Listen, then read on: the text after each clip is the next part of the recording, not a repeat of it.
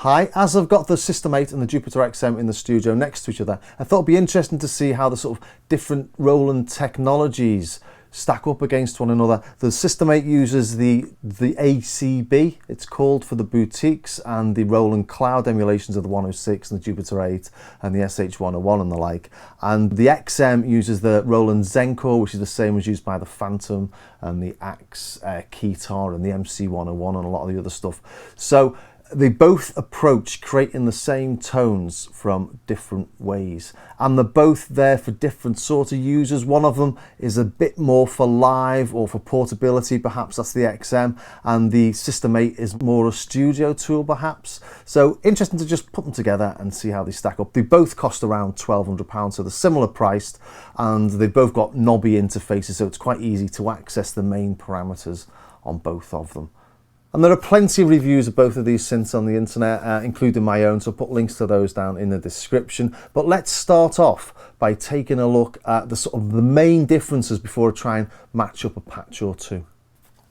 And before I start, it's worth noticing that the ACB and the Zenology offer slightly different options with the synth. The Jupiter on the System 8, for example, has got a much higher range of octaves, as has the 106, goes down to 64 foot. The originals only go down to 16, as does the Zen Core. The System 8 doesn't offer the Juno 106 chorus 1 and 2 together, for example, whereas the Zen Core does. On the System 8, you've got 2 envelopes for the 106 if you want. So there are lots of little differences. I'm not going to go through them all one at a time. It'd take far too long. The best way to check that out actually is to download the Roland Cloud demos, and you can see just from the GUIs what the differences are quite simply.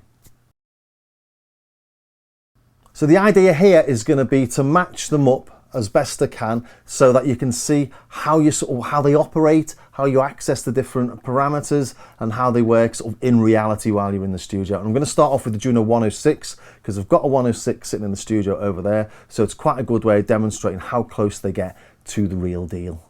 Okay, let's start off by just laying the groundworks, as it were, by looking at the number of voices. On the System 8, you've got 8 voices, end of. On the Jupiter XM, you've got a whopping 256 voices. And the reason it's got so many is because it's multi-timbral. It's got 4 parts, 1, 2, 3, and 4. And then we've got a rhythm part as well. So part 1, 2, 3, 4, and rhythm. On this, we've got 2 parts. We've got an upper and a lower, that you can see here, and that can be split, or it can be a performance mode layered. So a lot less than the XM. So starting off, they're definitely different beasts designed for different things.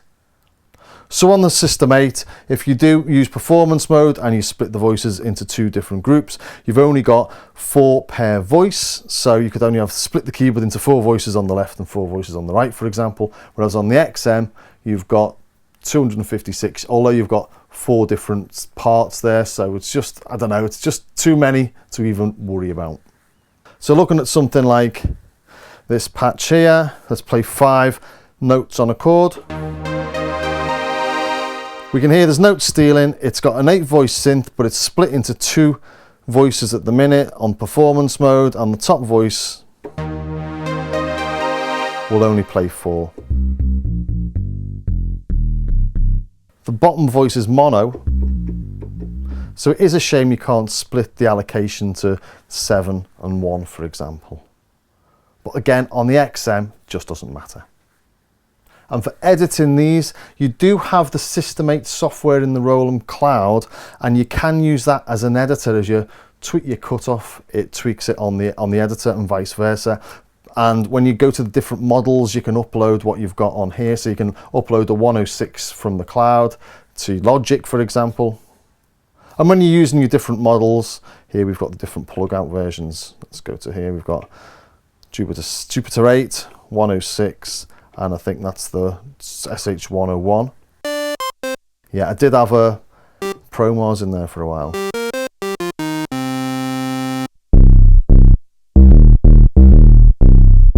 Oh, it's lovely that, isn't it?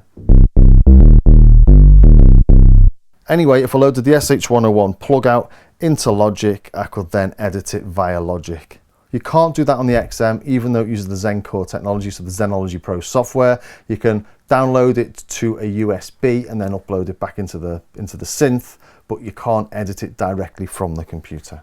And I have been trying it with the System 8 this morning, and it's a little bit clunky. It was working at first, then it wasn't working and stuff like that. So it's not ideal. I'd say they were both really standalone instruments, except for with the System 8, when you do want to upload your new plug out, you do have to use the computer. And while we're on connectivity, the System 8 has got CV out and gate out. Jupiter XM doesn't have anything like that. So the System 8 can be used to control modular gear or semi-modulars in the studio. So much more a bit of kit for the studio than the XM. And while I'm talking about sequencers, the step sequencer on the System 8 is pretty much what you'd expect. But on the XM, you've got this thing called the iArpeggio that develops and changes its playing according to your playing style. So let's just have a quick look at that. Let's load something up. Scene XV Dreams. Let's maybe put it on, shall we?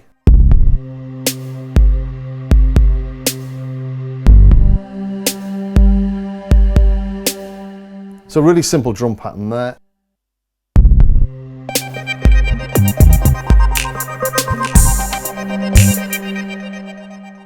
When I start playing slightly more complex things with the right hand, the rhythm changes. And it does that with all the different parts. And if you like something, you can go in there and you can edit it and you can save what you've just done, the last sort of patch that was just playing, or the last arpeggio or sequence that was just playing, and then go in and dig in and tweak it. So it's a more complex thing, I suppose, especially as you've got 5 parts in there. But System 8, much more your standard step sequencer you'd expect to find on millions of synths. XM, bit more clever. Moving on to patch storage then, the System 8 has got 4 different models, and each of those models has 64 different patch memories, accessed banks A to H and numbers 1 to 8, so C4. On plug out 3 is a Reso low bass, and if we go to plug out 2, C4 is a Juno 106 tone, and if we go to plug out 1, we've got Jupiter Glide, go to C4.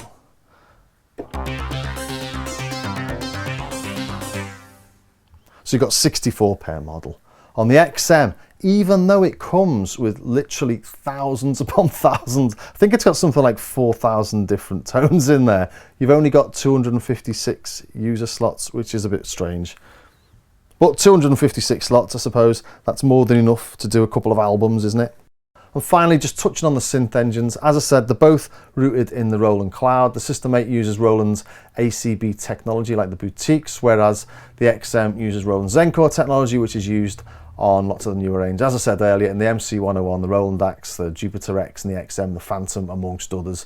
And it's exactly the same as the Zenology Pro software synth that you can get for the DAW in the cloud. And the vintage models on this are exactly the same as the ones that you get as the ACB, like the boutique versions in the cloud. Are they the boutique versions? I keep on saying that. I'm not sure they are anymore. But what you get in the cloud is what you get in this. So the Jupiter 8 on the cloud is the Jupiter 8 on the System 8, or at least the controls are. I've no real idea if when they update the algorithms on the cloud, this gets updated as well when you upload the models. I suspect they do, because the Roland Cloud models have changed considerably since it came out a few years ago, and I suspect they would upload to this the newer models, but I don't know. And looking at the vintage emulations on this, I've got the Jupiter 8, 106 and the SH101. On the XM, you've got the Jupiter 8, 106. You've got the JX8P on the XM, where you've got the JX3P that you can load into the System 8. You've also got an SH101 on the XM, which you've got on the System 8. But on the XM, you've got the XV5080 and the RD pianos. XV5080 being all those big, lush sounds. Let's try and just find some model bank. Let's just listen to that part. So sounds like this.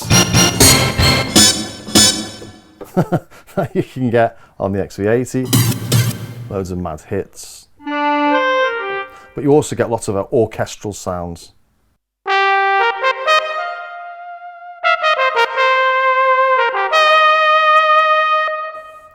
That's a trombone, horns. I'm just looking for some really nice sort of pads as well.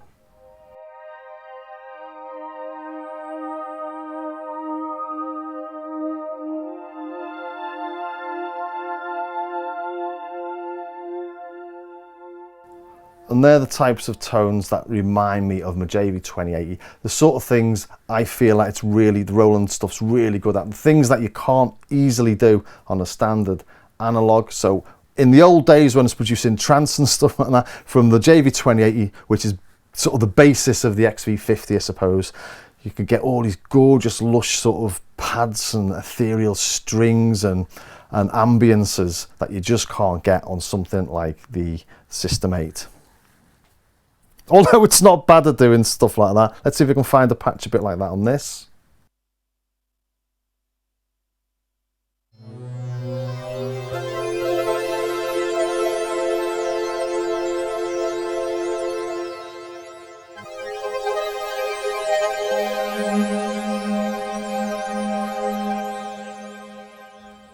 Not bad considering it was the first one I pressed. But yeah, you've got the RD pianos on this as well. So let's go to that, Model Bank RD.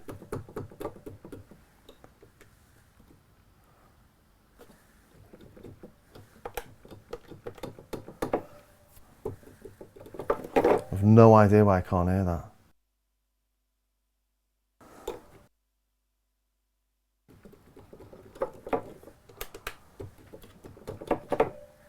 I don't know why that's not playing that sound. Okay, let's change the scene. So it's so deep and complex, you've got to concentrate what you're doing. Otherwise, as you just saw there, I don't know what I pushed, what mode, I thought it was in the right mode, but obviously not. Let's see what we've got in here. Let's play part one only. Model RD piano. So you get really nice piano sounds, which you can't get on the System 8.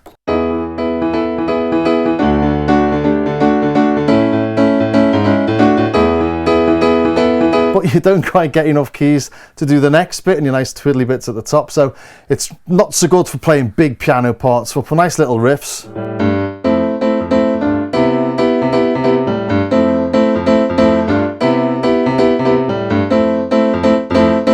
That sort of stuff, absolutely great and sounds lovely. But let's try to match a couple of the tones now using some of the vintage emulations. Okay, now here's a tone from my 106.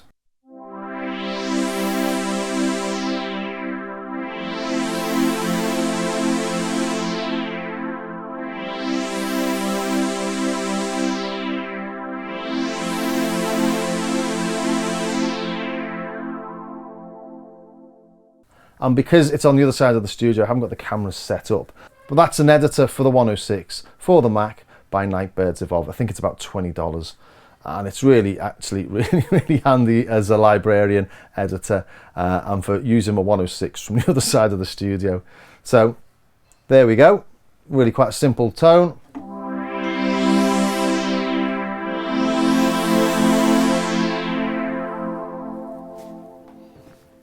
And I've recreated that on both of these. Let's go into here. Where are we? Go into the Jupiter, into the 106. Come out of performance mode. Into 106. And where did I save it? Was it just A1? It was.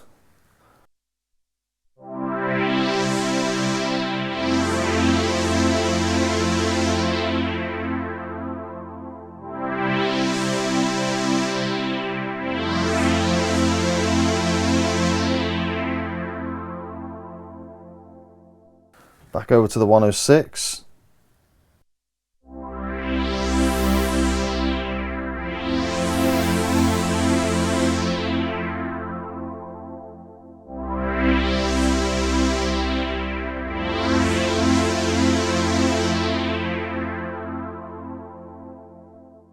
Think I've got them pretty close. Let's find it on the XM. So go into this single scene. I will go into part, model, Juno, SC106, here we go.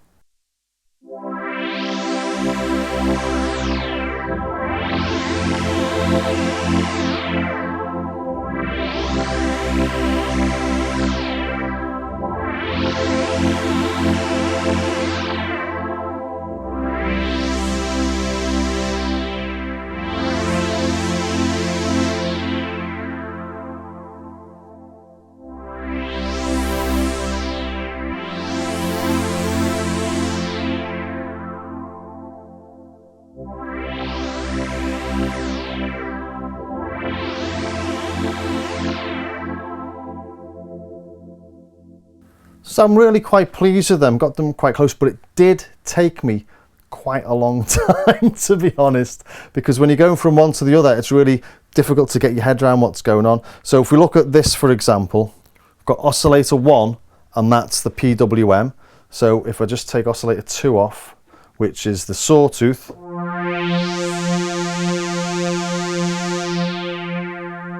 just take the release off. Okay, but notice on this I'm having to use both of the envelopes, whereas on this I only need to use one. And if I go to the filter envelope, I then change the other envelope, it just gets a bit confusing. I'll show you in a second. So now we add PWM using this knob here.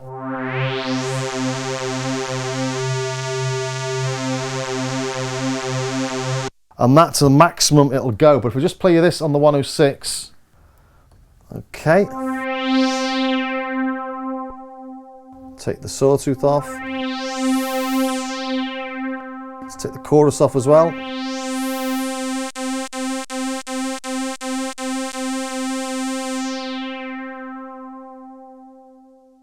I'm going through 0 there on the PWM.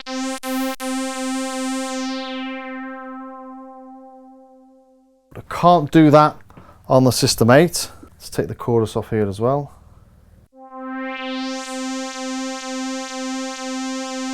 But interestingly, when I use the 106 itself and use the faders on that, it doesn't go as high as it does on the editor. So that's why I say it's all a bit confusing. So let's go over to the XM then. So I now need to go into function, and I've got 4 oscillators. That's the pulse width, that's the sawtooth, that's the sub, and that's the noise. So pulse width.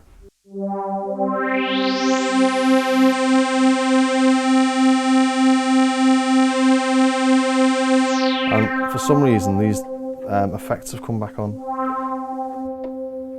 And that'll be because I'm in the scene and the scene's got the effects back on it. Go to filter. And now I've got no release. Really weird.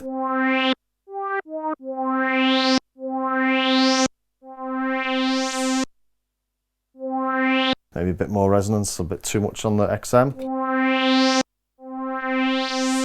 And back over to the 106. Take the release off.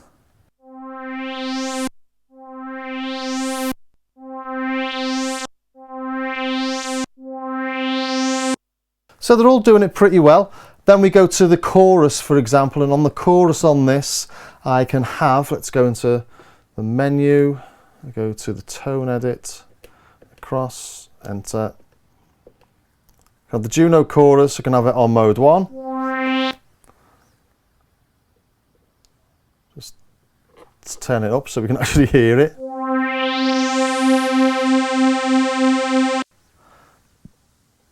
Or I can have the, so I can have the mode on 1, 2, and on 1 and 2, which I can't actually get on the System 8. I can't ever get it on the 106 either. I can't do it on this editor, and I find it really difficult to do on the machine itself. But just to show you that there are other differences that I've maybe not pulled out. So the scene on this might have done something slightly different to the sound, because the balance on the chorus was on 0 there. So let's try and put it back to what it was.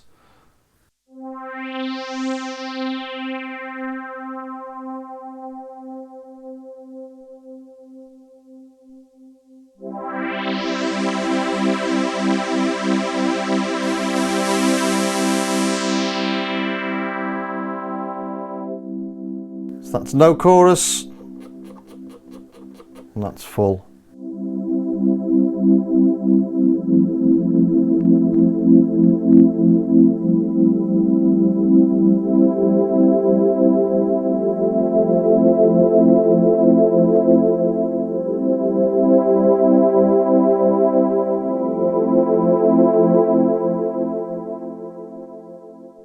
So as I say, it's starting to sound a lot different because I've tweaked two little things on it. Let's try that on here, see if we can get it back.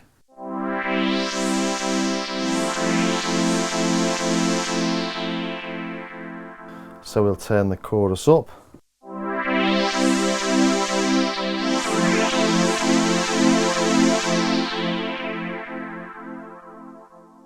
And if on this, I just go to load the part again, shall I?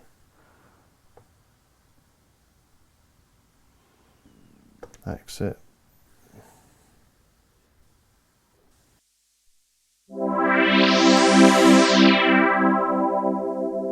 And just for my own sake, I'll check that it's got the chorus on there, because it was there when I saved it, pretty sure it was. You go to menu, tone, enter. Chorus is on. Yeah, it's on there. Weird.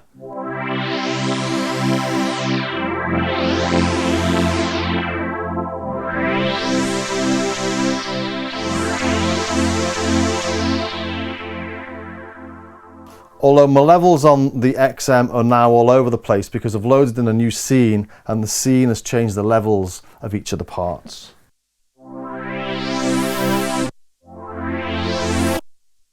Let's put that back up to about 5, was it? Something like that.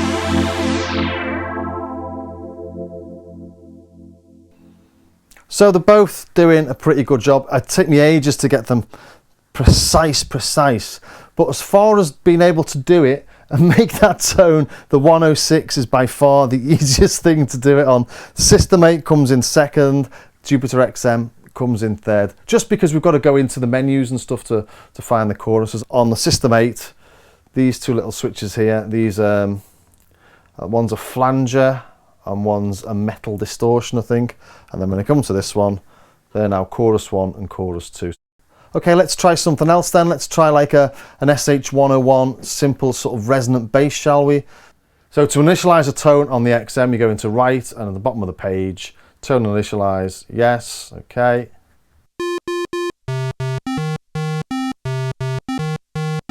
Sounds to me like just a square. So if we go into function, now these are the 4 oscillators. They're not actually 4 oscillators, they're 4 shapes. You've got a square, you've got a sawtooth, you've got a sub and noise. I think that's what it is anyway. Should we do a sawtooth?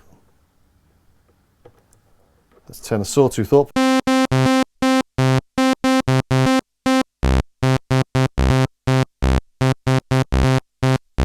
And turn the cutoff down. Add a bit of envelope.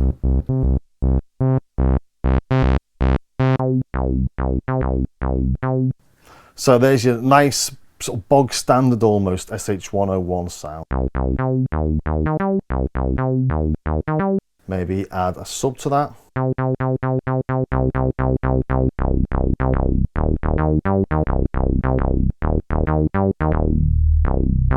Let's try that over here then. Let's go to plug out 3, which is the 101. It's almost there already, but it's shift and patch or menu and patch or something like that, is it?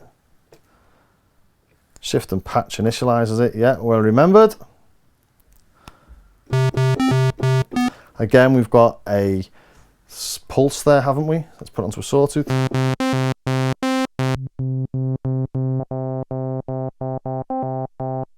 Envelope amount.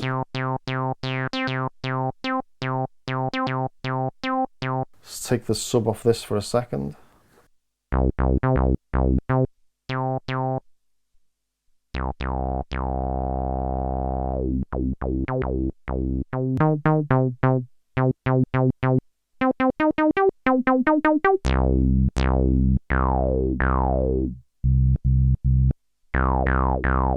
Okay, so I was having difficulty there getting those to match. Let's bring this down. So I've just put the filters on 0, sustain on full, and filters completely open. Can hear straight away the XM sounds a bit brighter. We do have this condition thing in here. Let's go into this. Menu, condition, enter. Oh, it won't let me use it on this anyway, so that won't be anything to do with it. I was thinking maybe this is making it a bit, this is a bit duller because the condition's been turned up. But then knock the cutoff down to about 50% on each of them. Obviously this isn't scientific. Then bring the resonance up and a bit of envelope.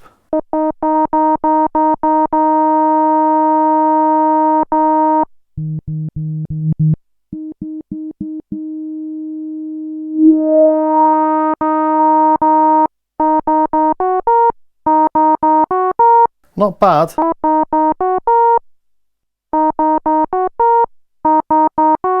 Bit more quacky on the XM.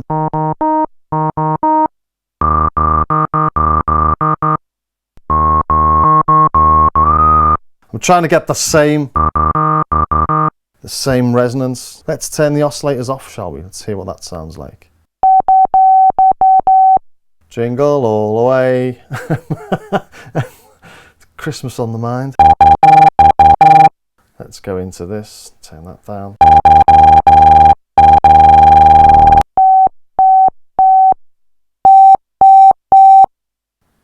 Almost the same, but they're sort of not quite exactly in tune, are they?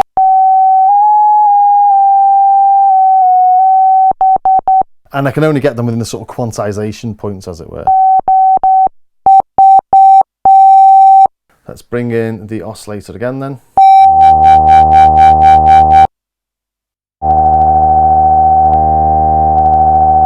And it's different because they're slightly tuned slightly differently. So I'm not getting the beating on the XM that I'm getting here. I'm not getting that on the System 8 because I just can't tune the cutoff to exactly the same value. That's better.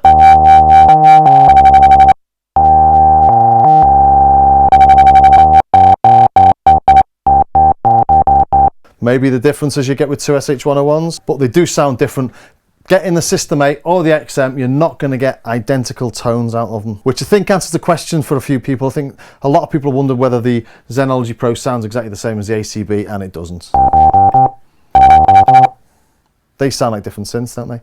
Okay, let's put a bit of decay on that. Take the sustain down, decay up.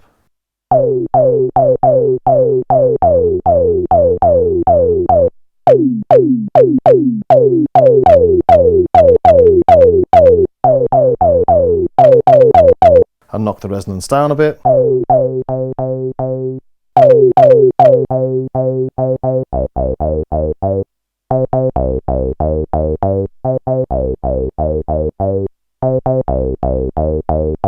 So they're close. Let's add the sub, shall we?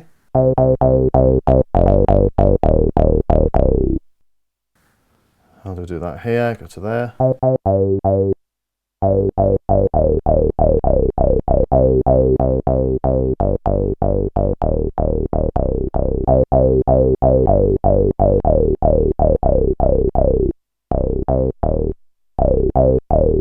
So they are pretty close actually, aren't they?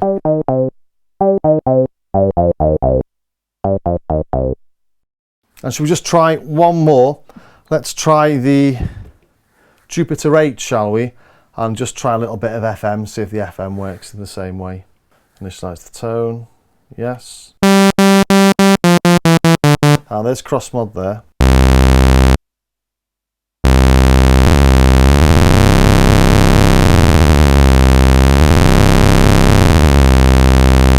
Let's just see what that sounds like on this. So come here, plug out one's the Jupiter, shift and patch. Volumes all over.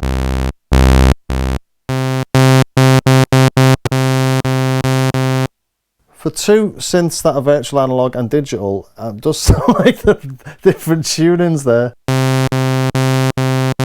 Anyway, let's try a bit of cross mod then, shall we? How do we do that on this? It will be, going to be there. Yeah. Has that just got a lot louder? It has? That's weird. Okay, so add the cross mod here.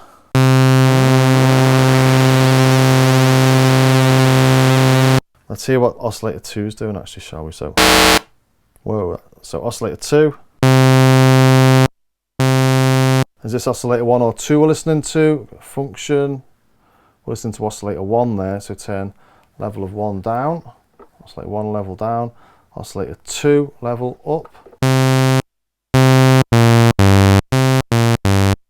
So then cross mod is modulating oscillator 1 with oscillator 2. So turn oscillator 2 down, should hear nothing. Same on this, oscillator 2 down, should hear nothing. Go to oscillator 1, turn it up. Same on this, oscillator 1, turn it up. And then add cross mod from oscillator 2. So the pitch the same. See if we can get that here. No. It's like the range of the cross mod on the XM is nowhere near as much as it is on the System 8. We're playing a sawtooth on each.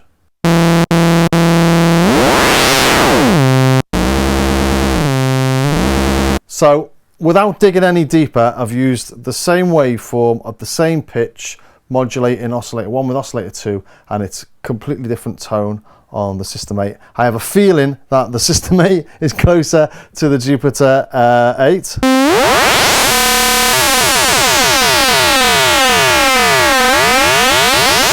Is rather marvellous, that, isn't it? Let's put a little bit of a release on and maybe a little bit of some mad reverb.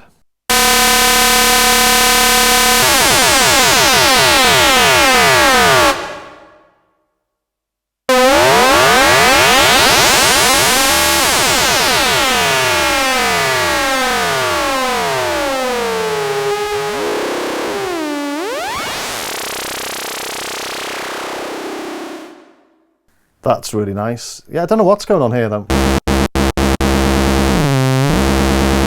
Nowhere near as much. So a massive difference there. I'm glad I did that in the end. I just wasn't going to do it because I thought I'd run out of time. But yeah, so differences in the voices.